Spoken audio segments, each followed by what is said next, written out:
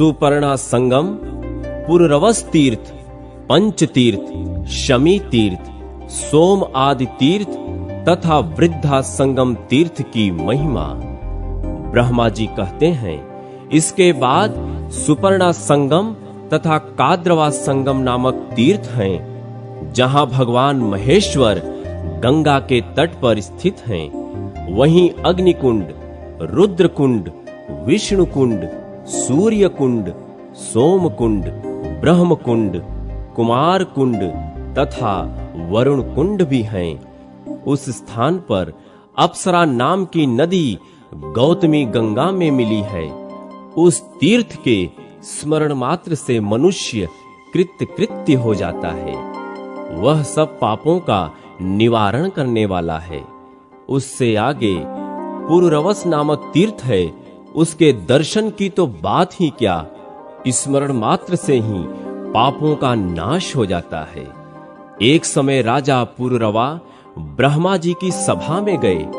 वहां देव नदी सरस्वती ब्रह्मा जी के पास बैठी हंस रही थी।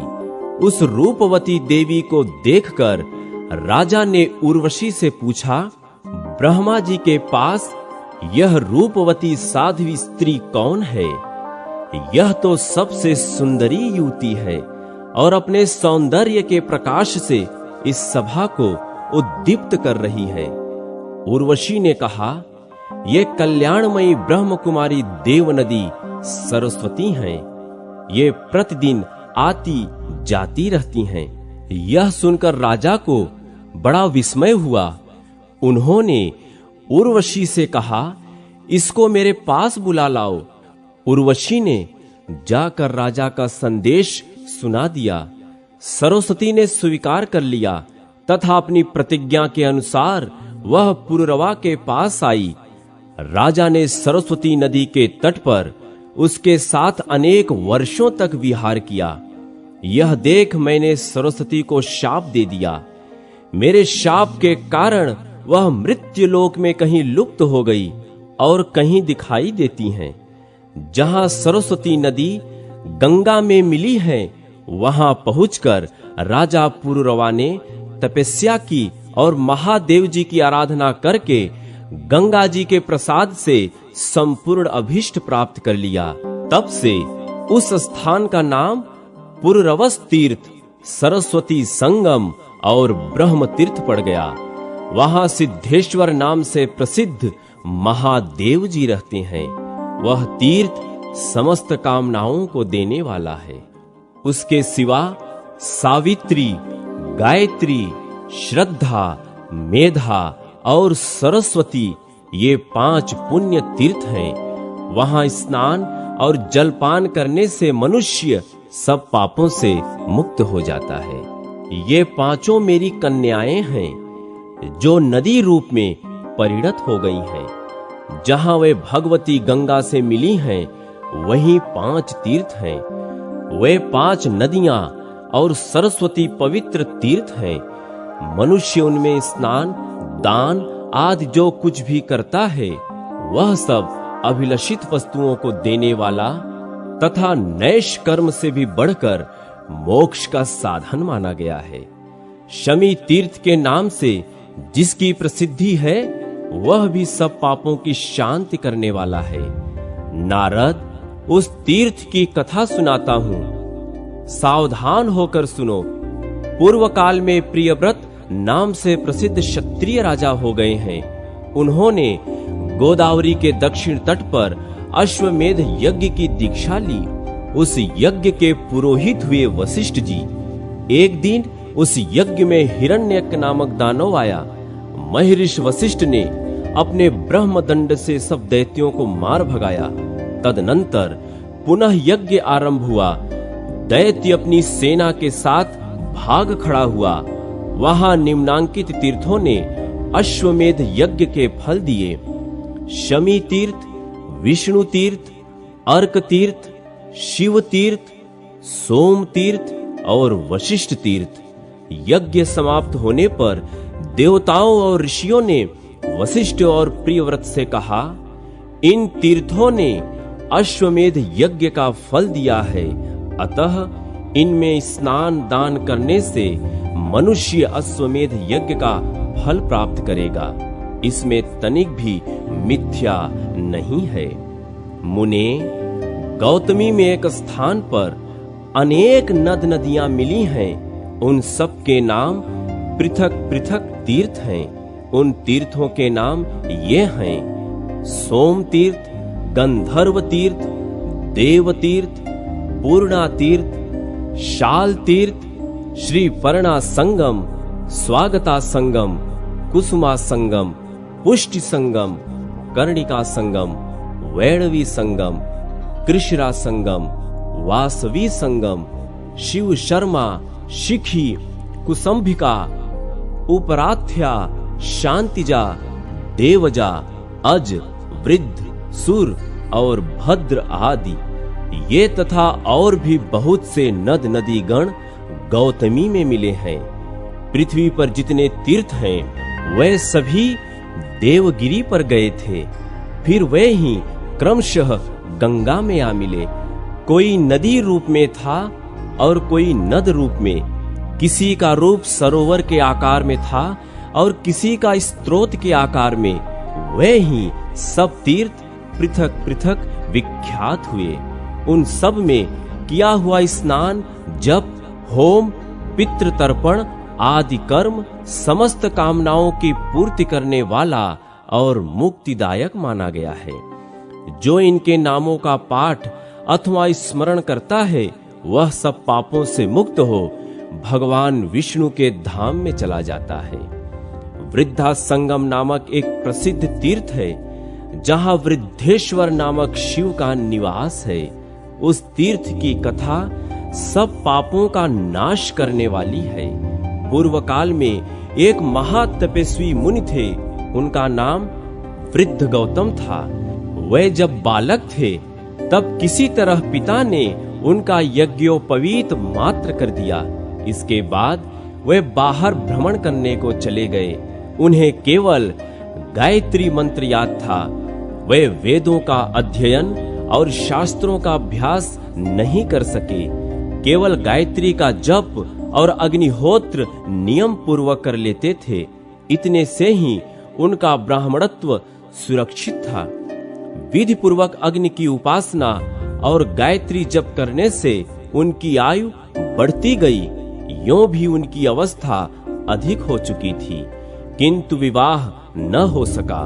कोई उन्हें कन्या देने वाला नहीं मिला। गौतम भिन्न भिन्न तीर्थों, वनों और पवित्र आश्रमों में भ्रमण करते रहे। घूमते घूमते शीत गिरि पर चले गए और वहीं रहने लगे। वहां उन्होंने एक रमणीय गुफा देखी जो लताओं और वृक्षों से घिरी हुई थी। उसमें एक अत्यंत दुर्बल वृद्धा तपस्विनी रहती थी। उसके सब अंग शिथिल हो गए थे। वह वीतरागा ब्रह्मचारिणी थी और एकांत में रहा करती थी। उसे देख मुनि श्रेष्ठ गौतम नमस्कार के लिए खड़े हो गए। तब वृद्धा ने कहा, आप मेरे गुरु होंगे, अतः मुझे प्रणाम न करें। जिसे गुरु नमस्कार करता है उसकी आयु, विद्या, धन, कीर्ति, धर्म और स्वर्ग आदि सब नष्ट हो जाती हैं। यह सुनकर गौतम बड़े आश्चर्य में पड़े। वे हाथ जोड़कर बोले, तुम वृद्धा तपस्विनी हो, गुणों में भी मुझसे बढ़ी चढ़ी हो। मैं बहुत कम पढ़ा लिखा और अवस्था में भी छोटा हूँ, फिर तुम्हारा गुरु कैसे हो सकता हूँ? वृद्धा ने कहा, आरिष्टशेन के प्रिय पुत्र ऋतध्वज थे। वे बड़े गुणवान, बुद्धिमान, शूरवीर तथा क्षत्रिय धर्म में तत्पर रहने वाले थे। एक दिन वे शिकार खेलने के लिए वन में आए और इसी गुफा में आकर विश्राम करने लगे। यहाँ उन पर एक सुंदरी अप्सरा की दृष्टि पड़ी। उसका नाम सुश्यामा था। वह गंधर्वराज की कन्या थी। राजा ने भी उसे देखा। दोनों के मन में एक दूसरे से मिलने की इच्छा हुई। ऋतध्वज ने सुश्यामा के साथ विहार किया। भोगेच्छा निवृत्त होने पर राजा उसकी अनुमति ले अपने घर चले गए। तदनंतर सुश्यामा के गर्भ से मेरा जन्म हुआ। जब माता यहां से जाने लगी तब बोली, कल्याणी, जो पुरुष इस गुफा में पहले आ जाए वही तुम्हारा पति होगा। तब से आज तक तुम ही यहाँ आए हो, दूसरा कोई पुरुष कभी यहाँ नहीं आया। ब्राह्मण और किसी ने मेरा वरण नहीं किया है, न मेरी माता है न पिता, मैं आप ही अपनी मालिक हूँ। अब तक ब्रह्मचर्य व्रत में रही, अब पुरुष की इच्छा रखती हूँ, आप मुझे स्वीकार करें। गौतम बोले, भद्रे, मेरी अवस्था तो अभी 1000 वर्ष की ही है और तुम 90,000 वर्ष की हो गई हो। मैं बालक और तुम वृद्धा, यह संबंध योग्य नहीं जान पड़ता। वृद्धा ने कहा, पूर्व काल में ही आप मेरे पति नियत कर दिए गए हैं, अब दूसरा कोई मेरा पति नहीं हो सकता। विधाता ने आपको मुझे दिया है, अतः अब आप मुझे अस्वीकार न करें। मुझ में कोई दोष नहीं है, मैं आप में भक्ति रखती हूँ। तब भी यदि आप मुझे ग्रहण नहीं करना चाहते तो आपके देखते देखते अभी अपने प्राण त्याग दूंगी। यदि अभीष्ट वस्तु की प्राप्ति न हो तो प्राणियों के लिए मर जाना ही अच्छा है। प्रेमी जन के परित्याग से जो पातक लगता है उसका अंत नहीं है। वृद्धा की बात सुनकर गौतम ने कहा, मुझ में न तपस्या है न विद्या, मैं कुरूप और निर्धन हूँ, अतः तुम्हारे लिए योग्य वर नहीं हो सकता। पहले सुंदर रूप और उत्तम विद्या की प्राप्ति करके मुझे तुम्हारी बात माननी चाहिए। वृद्धा ने कहा, ब्राह्मण, मैंने अपनी तपस्या से सरस्वती देवी को संतुष्ट किया है, साथ ही रूप देने वाले अग्नि भी मुझ पर प्रसन्न है, अतः वागीश्वरी देवी आपको विद्या देंगी और रूपवान अग्निदेव रूप प्रदान करेंगे। यों कहकर वृद्धा ने सरस्वती और अग्नि की प्रार्थना करके गौतम को विद्वान और सुरूपवान बना दिया। तब उन्होंने बड़ी प्रसन्नता के साथ वृद्धा को अपनी पत्नी बनाया और कितने ही वर्षों तक उसके साथ विहार किया। एक दिन वशिष्ठ और वामदेव आदि महर्षि पुण्य तीर्थों में भ्रमण करते हुए उस गुफा में आए। गौतम और उनकी पत्नी ने वहां आए हुए ऋषि मुनियों का विधिवत स्वागत सत्कार किया। उनमें से कुछ लोगों ने गौतम का उपहास करते हुए पूछा, बूढ़ी माँ, यह तो बताओ, ये गौतम तुम्हारे पुत्र लगते हैं या पोते? कल्याणी, सच सच बताना, वृद्ध पुरुष के लिए युवती स्त्री विष के समान है और वृद्ध स्त्री के लिए युवा पुरुष अमृत के समान। प्रिय और अप्रिय का संयोग हमने दीर्घ काल के पश्चात यहीं देखा है। गौतम और उनकी पत्नी दोनों इस परिहास को सुनकर चुप रह गए। आतिथ्य ग्रहण करके सब महर्षि चले गए। उनकी बातों को याद करके ये दोनों दंपति बहुत दुखी हुए। एक दिन स्त्री सहित गौतम ने मुनिवर अगस्त्य जी से पूछा, महर्षि, कौन सा देश या तीर्थ ऐसा है जहां जाने से कल्याण की प्राप्ति होती है? अगस्त्य ने कहा, ब्राह्मण, मैंने मुनियों के मुख से सुना है, गोदावरी नदी में स्नान करने से सब कामनाएं पूर्ण होती हैं। अगस्त्य की यह बात सुनकर गौतम उस वृद्धा के साथ गौतमी तट पर गए और कठोर तपस्या करने लगे। उन्होंने भगवान शंकर और विष्णु का स्तवन किया तथा पत्नी के लिए गंगा जी को भी संतुष्ट किया। गौतम बोले, शिव, जिनका हृदय व्यथित है, ऐसे पुरुषों के लिए संसार में पार्वती सहित आप ही शरण हैं। ठीक वैसे ही जिस प्रकार मरुभूमि के पथिकों के लिए वृक्ष ही आश्रय होता है, भगवान श्री कृष्ण आप ही छोटे बड़े सब भूतों के पापों का सर्वथा निवारण करने वाले हैं। जैसे सूखती हुई खेती को मेघ ही सींचकर हरा भरा करता है, सुधामयी तरंगों से सुशोभित गौतमी तुम वैकुंठ रूपी दुर्ग में पहुंचने के लिए सीढ़ी हो। हम अधोगति में पड़कर संतप्त हो रहे हैं। माता, तुम हमारे लिए शरण हो जाओ। सबको शरण देने वाली गौतमी गंगा गौतम के स्तोत्र से प्रसन्न होकर बोली, ब्राह्मण, तुम मंत्र पढ़ते हुए मेरे जल से अपनी पत्नी का अभिषेक करो। इससे यह रूपवती हो जाएगी। इसके सभी अंग मनोहर होंगे, नेत्रों में भी सुंदरता आ जाएगी तथा यह सब प्रकार के शुभ लक्षणों से शोभा पाने लगेगी। गंगा जी के आदेश से दोनों ने ऐसा ही किया। अतः उनकी कृपा से दोनों पति पत्नी सुंदर रूप वाले हो गए। उनके अभिषेक का जो जल था वह नदी रूप में परिणत हो गया। वृद्धा नाम से उस नदी की ख्याति हुई।